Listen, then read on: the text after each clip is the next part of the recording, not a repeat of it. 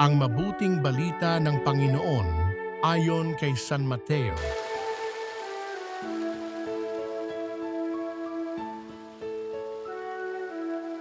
Nung panahong iyon, lumapit si Pedro at nagtanong kay Jesus, "Panginoon, makailan pong patatawarin ang aking kapatid na paulit-ulit na nagkakasala sa akin?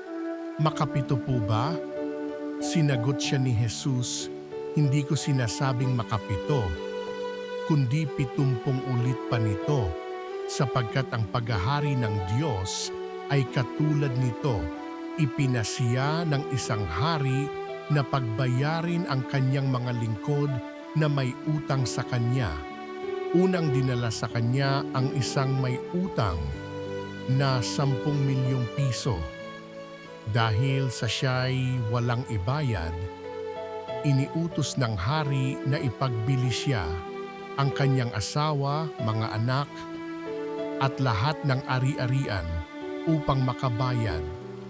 Nanikluhod ang taong ito sa harapan ng hari at nagmakaawa, 'Bigyan pa ninyo ako ng panahon at babayaran ko sa inyo ang lahat.'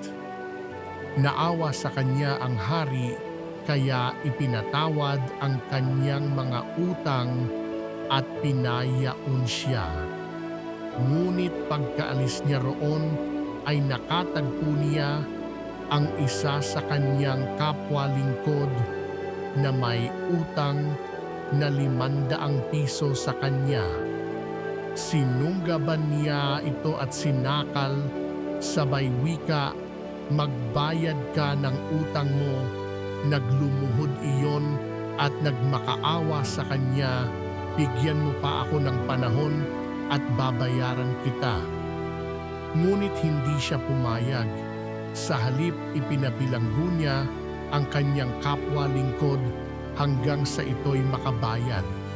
Nang makita ng kanyang mga kapwa-lingkod ang nangyari, sila'y labis na nagdamdam. Pumunta sila sa hari at isinumbong ang nangyari, kaya't ipinatawag siya ng hari. "Ikaw, napakasama mo," sabi niya. "Pinatawad kita sa utang mo sapagkat nagmakaawa ka sa akin. Nahabag ako sa iyo. Hindi ba dapat ka ring mahabag sa kapwa mo?" At sa galit ng hari, siya ipinabilanggo hanggang sa mabayaran niya ang kanyang utang.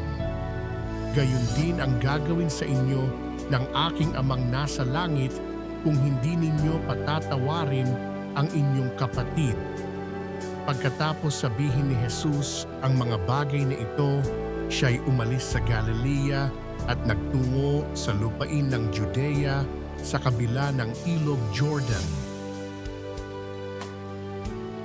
Ang mabuting balita ng Panginoon